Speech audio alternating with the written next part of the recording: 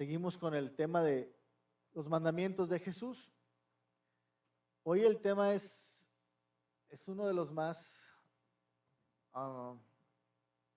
trascendentales, creo yo, o importantes, porque todos los que hemos visto hasta ahorita, los 30 y tantos que hemos visto, tienen mucho que ver con esto, se centran en ser un siervo.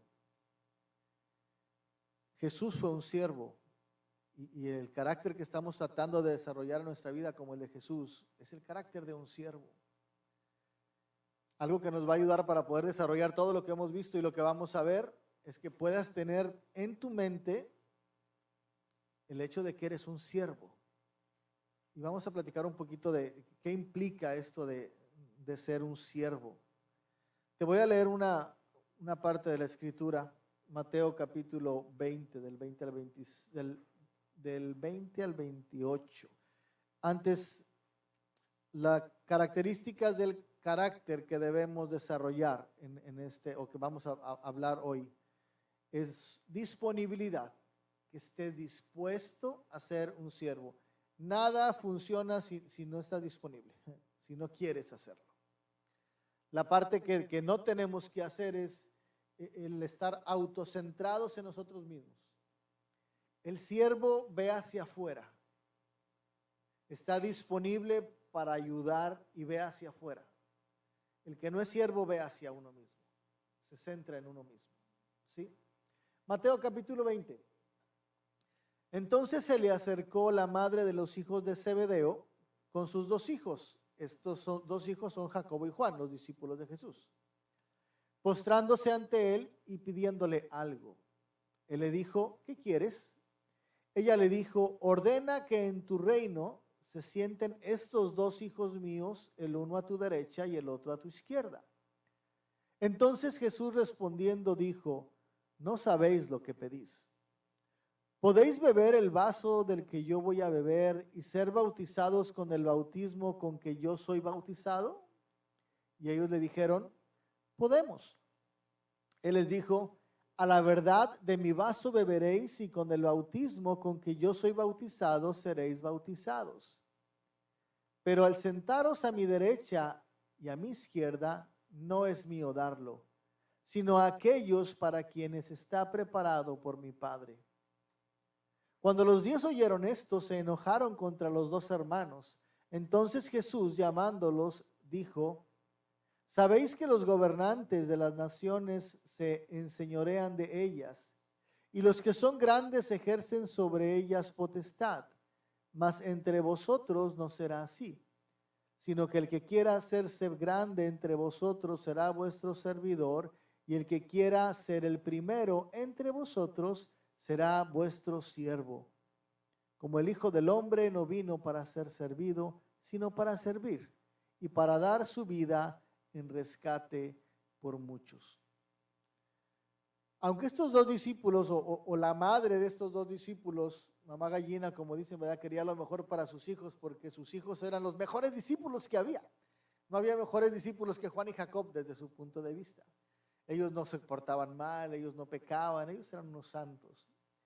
Por eso se atreve a ir a pedirle a Jesús, pues que estos dos terroncitos míos, estos dos querubines se sienten a tu lado cuando estés en tu reino. Y los otros 10, pues no eran la excepción. Ellos también se creían muy buenos, por eso se enojaron, porque ellos también hubieran querido pedirle eso. ¿Por qué no se nos ocurrió hacerlo antes a nosotros? No tuvieron el coraje como la mamá para hacerlo. Acabo de ver un reportaje en Facebook de un jugador de fútbol, soccer, que llegó a la selección de su país porque la mamá fue a hablar. Primero fue a hablar con un entrenador de un equipo y le dijo, mi hijo tiene que jugar en tu equipo porque es muy bueno. Y el muchacho ya estaba entrenando, ya se le veían tablas para hacerlo. Y dice por ahí el reportaje que el Señor nada más por ya quitármela de encima, como la parábola que Jesús habla por ahí también, le voy a decir, bueno, mándale, ven para verlo. La atendió, sí está bien, lo voy a ver. Y resultó que el muchacho era bueno. Y el día que le tocaba jugar, bueno, no le tocaba a él, pero se lastimó un jugador y entró él. Y resulta que anota el gol del gane de su equipo, entonces de ahí lo convocan a la selección. Y dicen que cuando estaba fuera de ese juego, la señora estaba por ahí, había muchos reporteros con la señora, hablando con ella. Y cuando pasó por ahí el dueño del equipo, ella le dijo, te dije que mi hijo tenía que jugar contigo. Bueno, esta señora es como la mamá de Jacobo y de Juan. Jesús, mis hijos tienen que estar a tu lado. Y los otros se enojaron un poquito. ¿Cuál es la definición bíblica de un siervo? Acabamos de leer en el pasaje, es alguien que aspira a ser grande, que debe ser un ministro. Pero cuando hablamos de ministro no estamos hablando de un pastor, ni de un sacerdote, ni de un reverendo. Un ministro es alguien que ministra, alguien que sirve. Si lo puede relacionar en la escuela, por lo menos en México, no sé si en Venezuela y en otros países también, los maestros son del magisterio, son los que saben, son los que están arriba.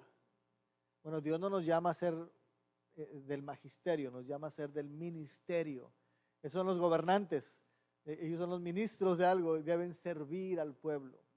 A eso se refiere entonces.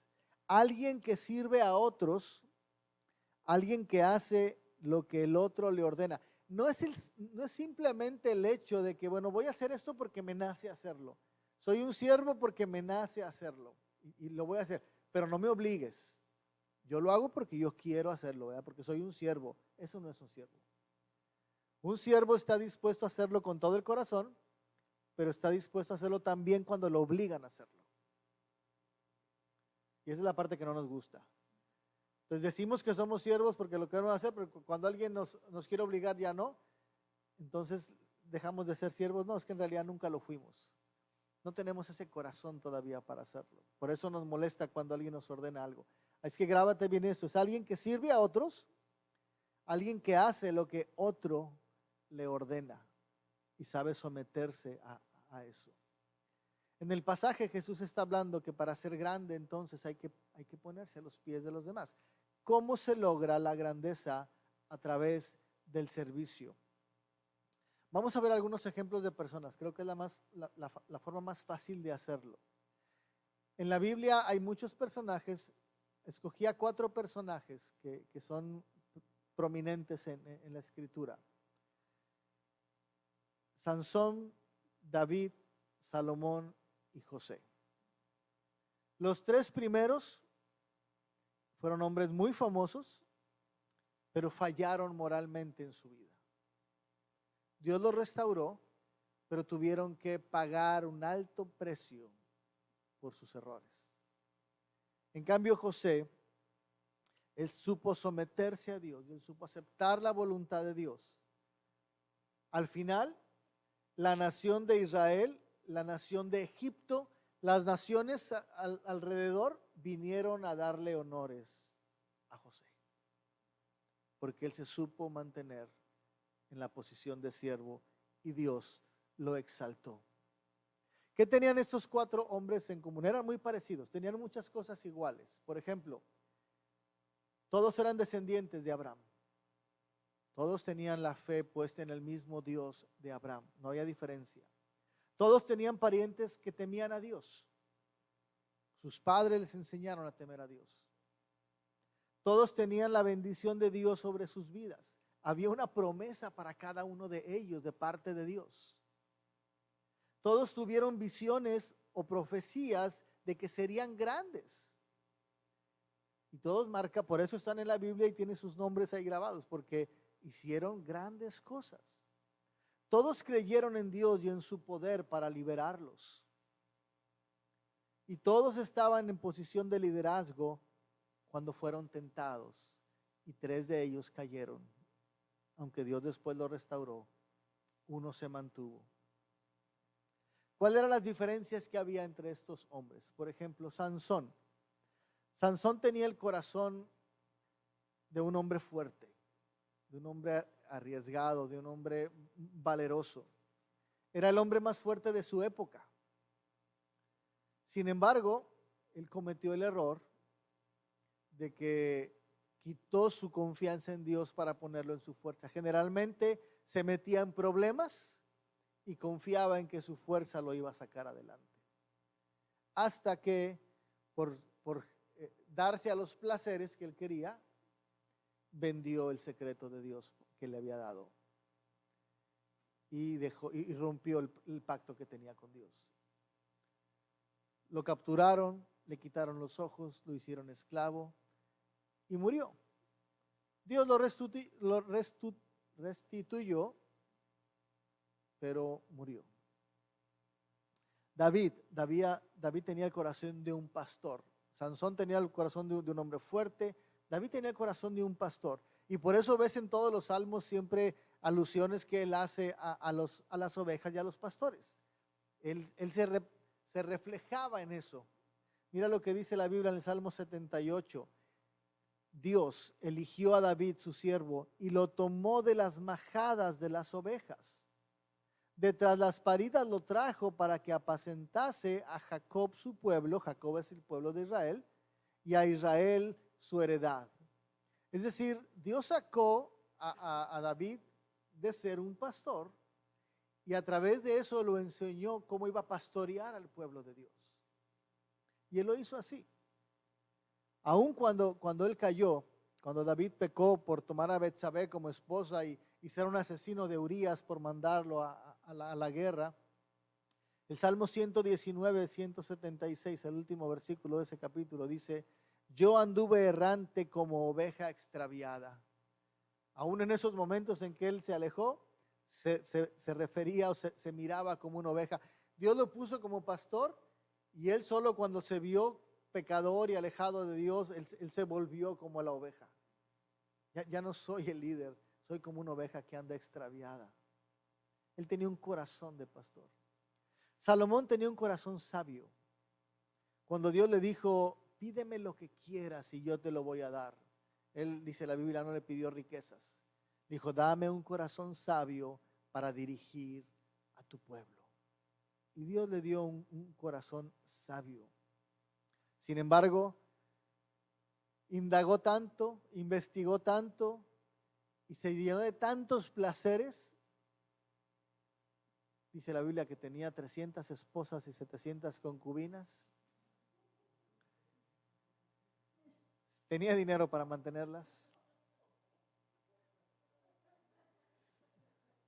Muchas eran de adorno, se me hace, pero las tomó de diferentes lugares por hacer pacto con otros pueblos y trajeron esas ideologías que dice la Biblia que lo alejaron del Señor. Y ya en su vejez él se arrepiente y dice a los jóvenes: acuérdate de tu Creador en los días de tu juventud, antes de que vengan los años malos.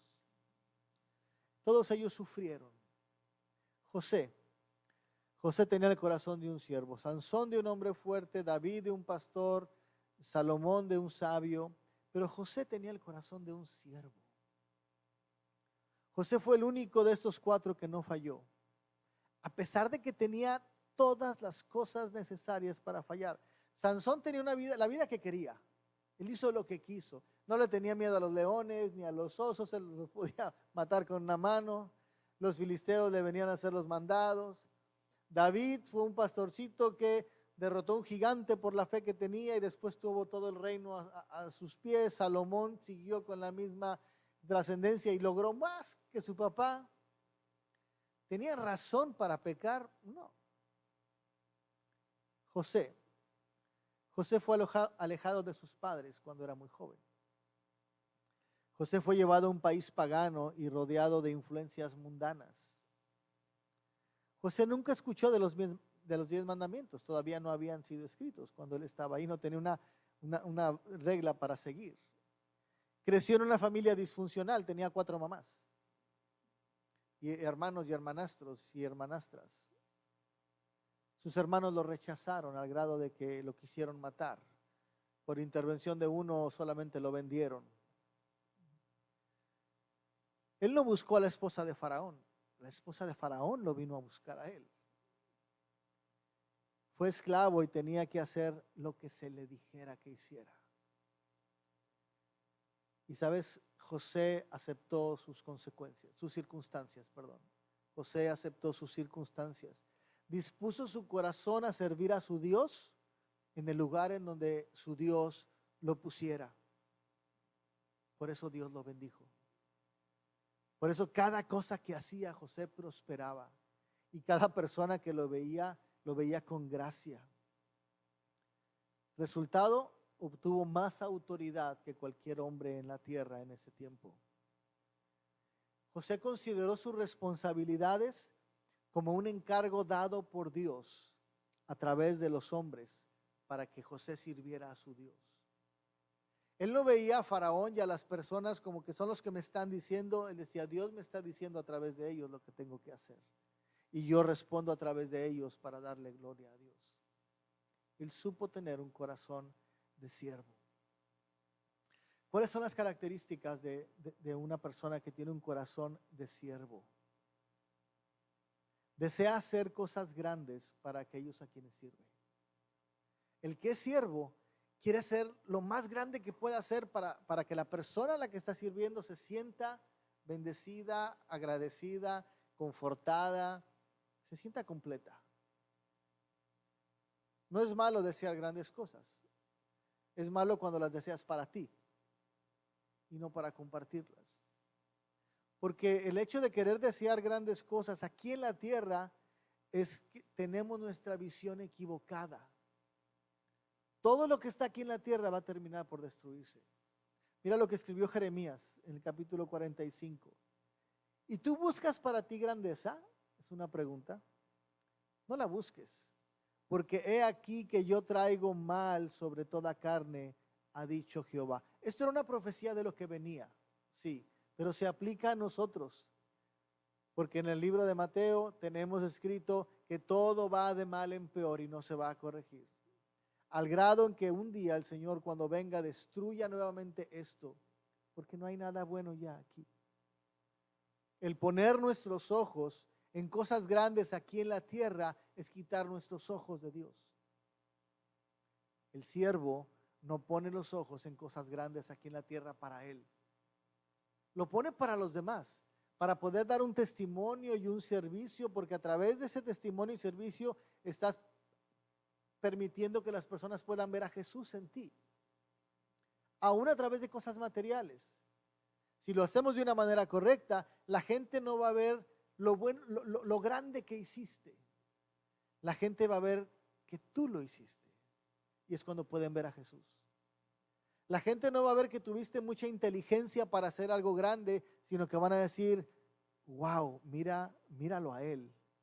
Van a quitar lo que hiciste por verte a ti. Y es cuando van a poder ver a Jesús. Por eso el siervo desea hacer cosas grandes, pero no para él, para los demás. Porque de esa manera muestras el gran Dios que tienes, que ha hecho portentos y milagros y maravillas. Así que aquí nuestro trabajo en la tierra es mostrar el amor de Dios, es mostrar el poder de Dios que nos ha salvado, que nos ha redimido, que nos ha transformado. Dios le dio a José sueños de grandeza. Cuando era joven, al parecer, él tenía que interpretarlos, y cuando lo platicaba con su papá y sus hermanos, ellos se enojaron porque ¿cómo que nosotros te vamos a honrar? Dios le estaba diciendo que eso iba a suceder. Él tenía sueños de grandeza, y cuando se cumplieron esos sueños de grandeza, él no dijo, mira cómo Dios dónde me puso. Él supo que Dios lo había puesto ahí, porque la obra de Dios es una obra muy grande, librar a todo un pueblo de la extinción, al pueblo de Israel, que apenas eran 72 personas, librarlo de que se extinguieran por la hambruna. Por eso él hizo cosas grandes, porque Dios lo había puesto ahí para que salvara a ese pueblo. Así que nosotros no soñamos con ser grandes nosotros mismos, sino soñamos con que Jesús sea grande en nosotros, a través de las grandes cosas que Él hace en nosotros. Entonces la primera cosa es que desees hacer cosas grandes para otros, para que se muestre Dios ahí. Número 2, un corazón de siervo, una persona que tiene el corazón de siervo, no se concentra en ser útil, no en ser un inútil, se concentra en ser útil. Dios nos ha dado dones y talentos especiales para que podamos mostrar su poder, mostrar su amor, mostrar su gracia, su salvación. Nuestra obligación es usar esos dones de manera efectiva y responsable.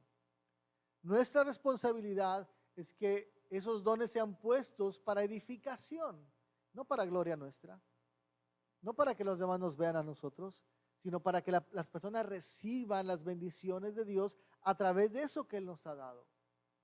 Y la vida de José es un ejemplo de eso. Él puso sus dones y talentos para servir a los demás. Jesús lo dijo en una parábola, en Mateo 12, no viene ahí la presentación, la parábola de los talentos. El amo exaltó a las dos personas que pusieron esos talentos a trabajar para beneficio y reclamó y expulsó a aquel que escondió los talentos. Para nosotros es lo mismo. Si Dios te ha dado dones especiales, tú tienes que ponerlos en práctica. Porque un día el Señor va a venir a decirte, ¿qué hiciste con lo que te di? No con tu dinero, con los dones que yo te di. ¿Qué hiciste con ellos? A los dos que obraron bien, vamos a recibir las palabras del Señor. Buen siervo fiel. En lo poco fuiste fiel. En esas pequeñas cositas que te di fuiste fiel. Ven y entra en el gozo de tu Señor. Pero al que no lo hizo, eres un siervo malo e infiel. Y lo expulsó. Tenemos que concentrarnos en ser útiles con lo que Dios nos ha dado, responsables con lo que Dios nos ha dado. Así es que mira tus manos, y es una metáfora solamente, mira tus manos y piensa qué es lo que Dios me ha dado con mi carácter, con mi físico, con mi edad ahora, con mis conocimientos, con la oportunidad de haber tenido escuela o de no haber tenido escuela. ¿Qué es lo que Dios me ha dado para ponerlo en práctica? Número 3, mantiene una actitud de gozo. Un siervo siempre se mantiene gozoso, sin importar la circunstancia, porque sabe que aún esas circunstancias están propiciadas por Dios para que Él haga lo que tiene que hacer. La actitud de gozo es una búsqueda, es el resultado de una búsqueda de la mano del Señor en cada cosa que haces, en cada cosa que sucede contigo, en cada cosa que vives. Pablo exhorta a los tesalonicenses, estad siempre gozosos, Tesalonicenses 5. Como que es difícil estar a veces gozosos en todo. Cuando nuestros ojos están centrados en lo material, en que queremos estar bien, en que las bendiciones de Dios solamente es que estemos sanos, que tengamos buen carro, buena casa, comida, salud, entonces estamos muy lejos de lo que en realidad el Señor quiere para nosotros. Y estás muy lejos del verdadero gozo, porque el día que se te quite eso, te vas a sentir muy triste.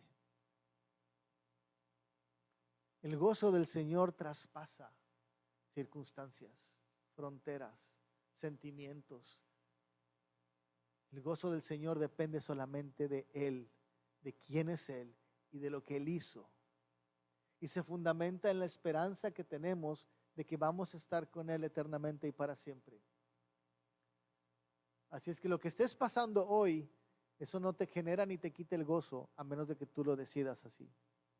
Pero si tú pones tus ojos en Jesús y tu esperanza en la esperanza que Él ha prometido que va a cumplir, nada ni nadie te puede quitar el gozo que solamente Él puede dar. Un siervo siempre está gozoso con lo que está viviendo porque sabe que es obra de Dios. No se refiere que nos vamos a estar riendo siempre, que tengas una sonrisa. A veces es tiempo de llorar, pero puedes llorar con gozo. Puedes dolerte y al mismo tiempo en el fondo de tu corazón está la esperanza de que un día vas a estar con Jesús y eso nadie te lo quita, aunque tu cuerpo esté lacerado, aunque tu cuerpo esté abierto. Un ejemplo, el apóstol Pablo, en la fosa más honda, la más húmeda, la más oscura, la más fea, con sus pies en el cepo, con su espalda rasgada, con un sudor impresionante en ese lugar, ardiendo la espalda seguramente por las heridas, pero él estaba cantando a Dios. Él estaba adorando a Dios. Y el carcelero lo pudo escuchar. Y por eso un día le dijo, yo quiero lo que tú tienes. Número 4. El que tiene corazón de siervo no culpa a nadie, no guarda rencor. No ve a las personas como para desquitarse. Ve a las personas como oportunidades para servir. Un gran ejemplo es José. ¿Recuerdas que José fue puesto en la cárcel porque no quiso tener relaciones con la esposa de Faraón y ésta se ardió? No le gustó que la despreciaran.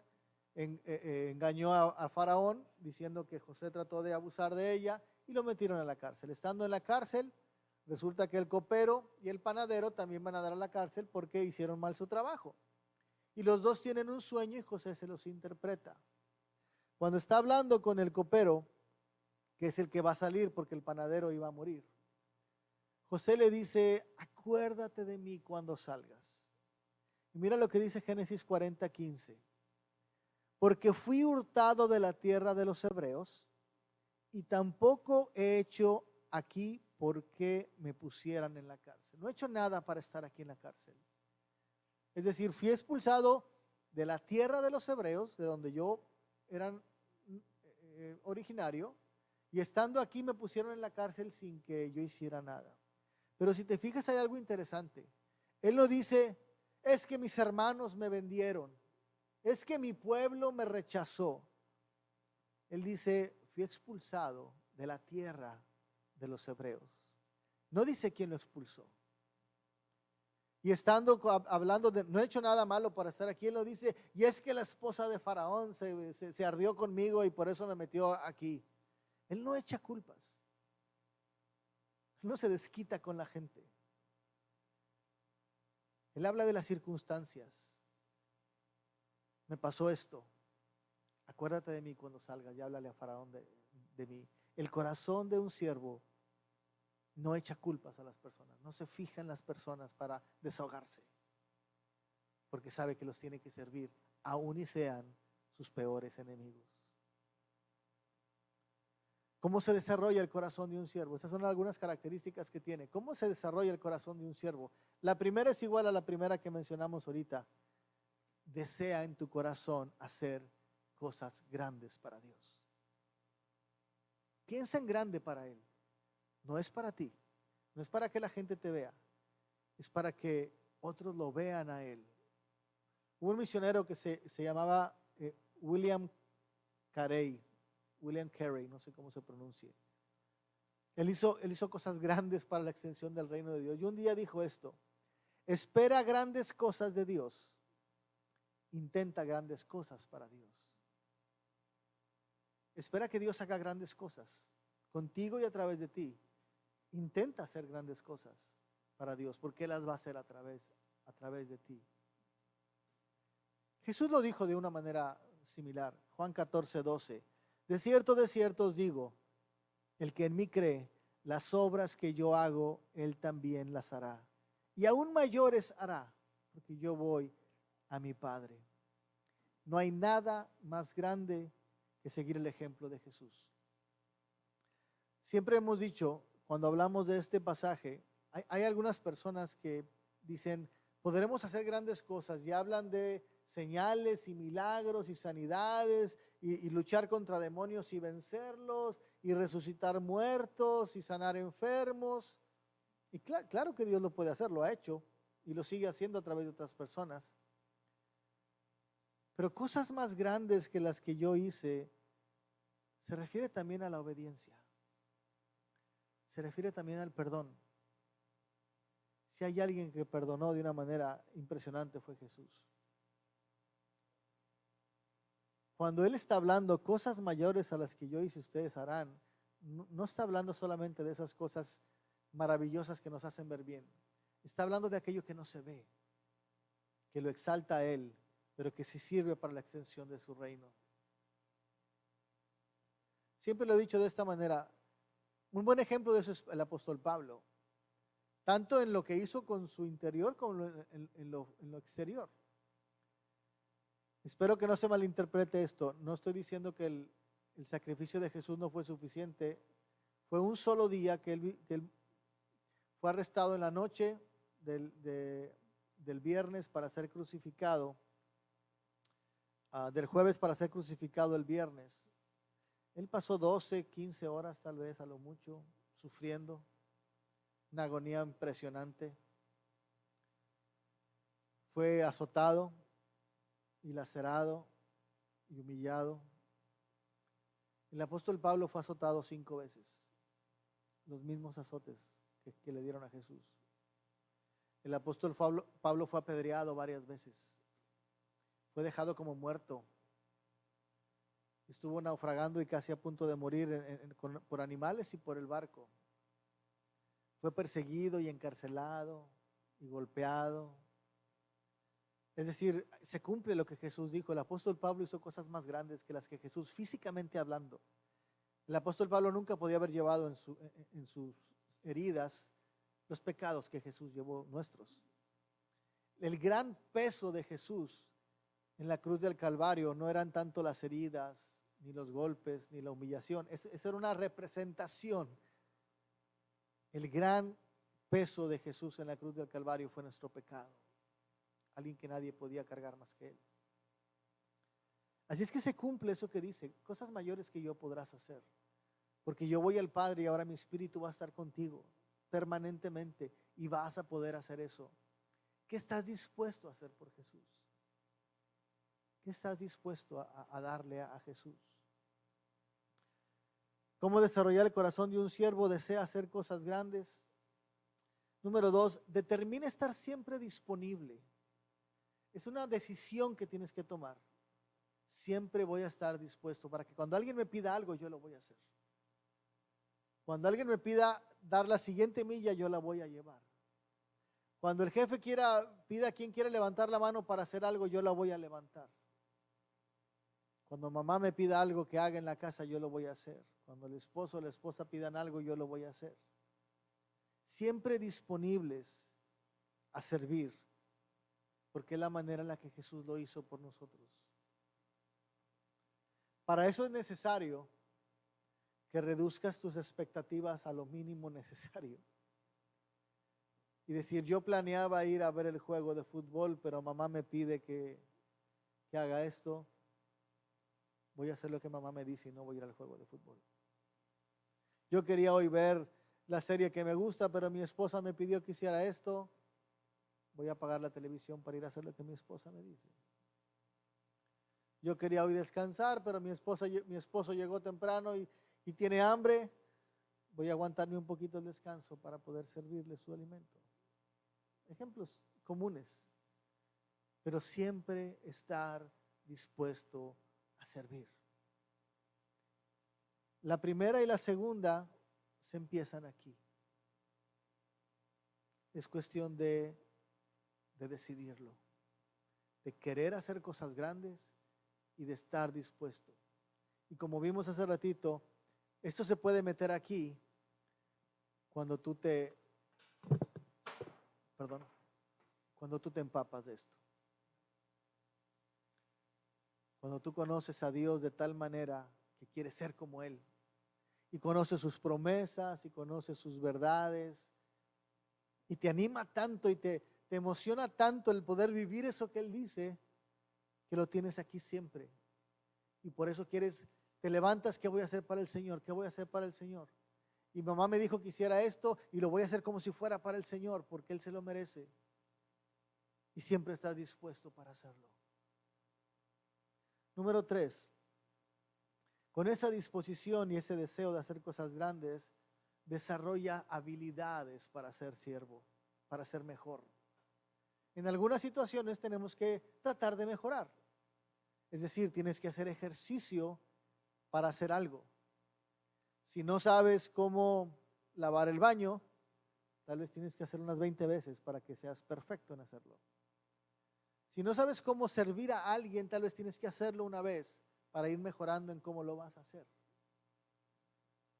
Tienes que estar dispuesto y querer hacer cosas grandes poniendo ahora tu físico. Esto es físico, tengo que invertir mi energía y mi tiempo para poder ser mejor en lo que voy a hacer. Dios le da a personas dones especiales, por ejemplo el de la música, para que alguien cante y tiene una voz espectacular, pero aún esa persona tiene que educar su voz para que pueda durar más, tiene que mantener su voz, tiene que cuidar su voz para ser mejor, porque puedes tener el mejor don, pero si el día que vas a cantar un día antes te fuiste de parranda, por mejor voz que tengas, ese día tu voz no va a salir. Me estoy explicando, tienes que cuidar lo que Dios te da, tienes que ejercitarlo. Y eso ya implica no solo la decisión mental, emocional, sino el hacerlo. Y número 4,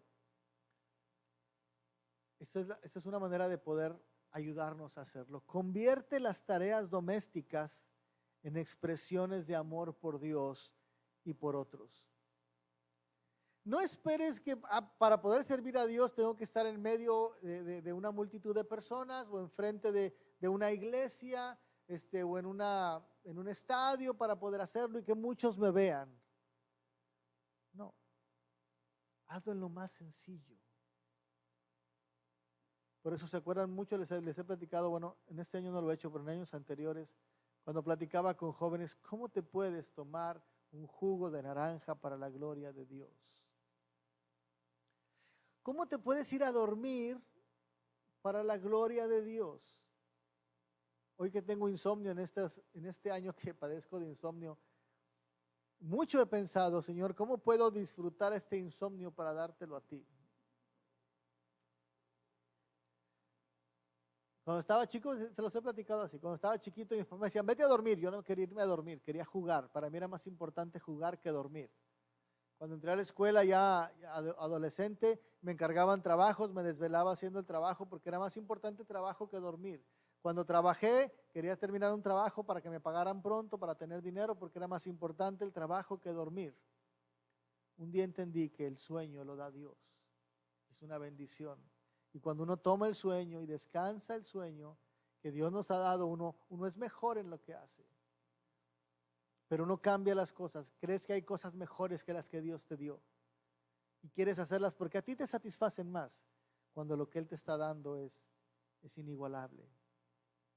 ¿Cómo puedes dormirte para la gloria de Dios? Sabes que cuando estás dormido, Dios está viéndote desde su trono y está disfrutando que tú estés respirando y que te estés moviendo y que patalees y que te rías, como cuando tú tienes a tu bebé recién nacido y pasas toda la primera noche viéndolo a ver si respira o no respira y le pones tu mano en la pancita para ver porque te da miedo que deje de respirar y te ríes cuando se sonríe porque quién sabe qué estará pensando.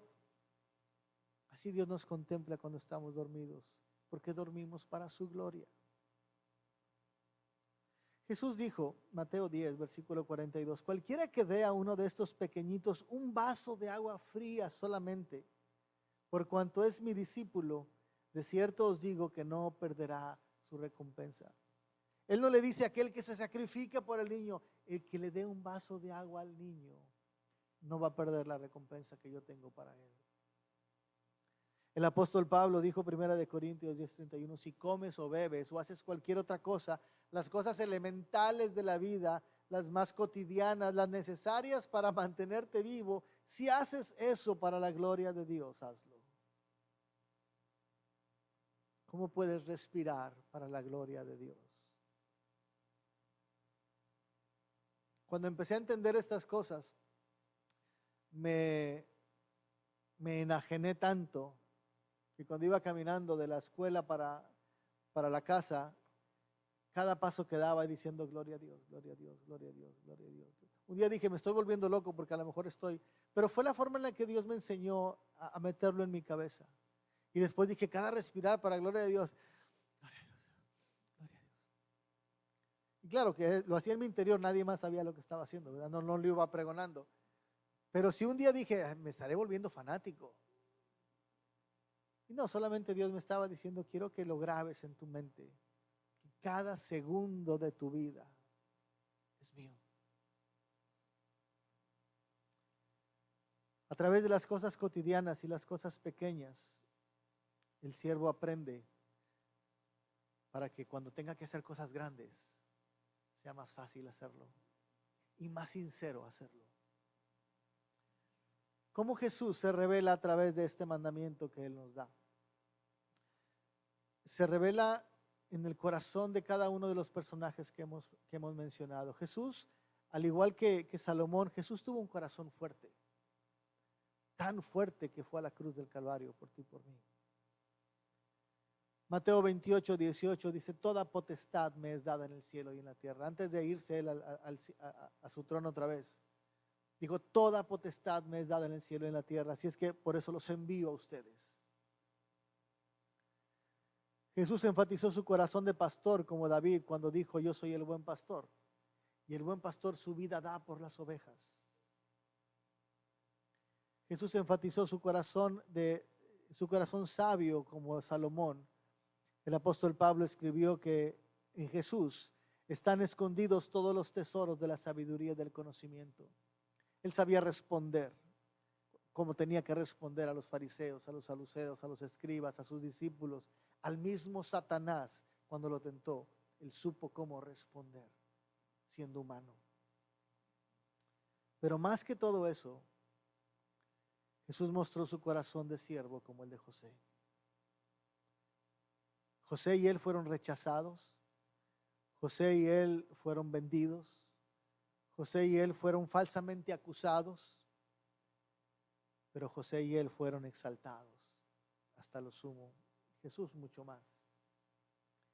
Mateo 20, 28, como el Hijo del Hombre no vino a ser servido, lo leímos al principio, sino para servir y para dar su vida en rescate por muchos.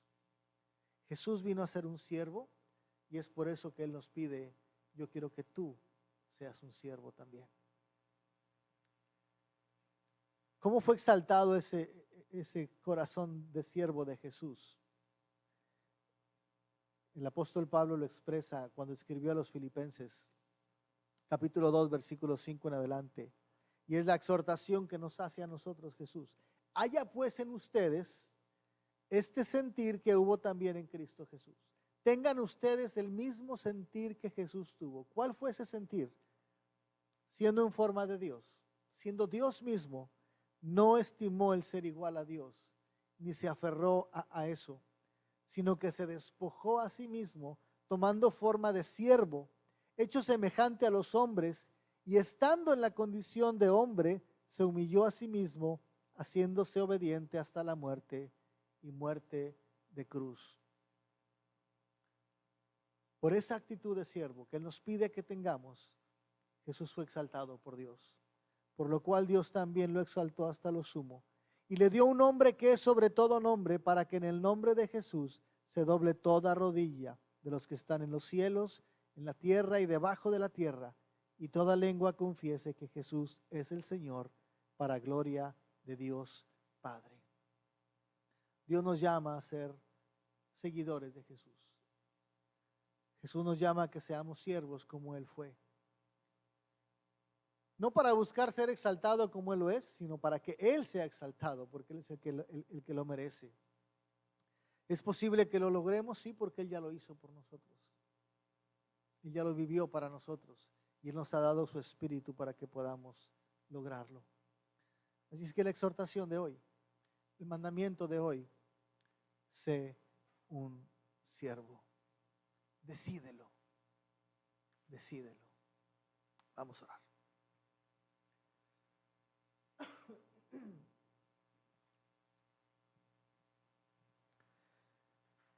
Querido Señor,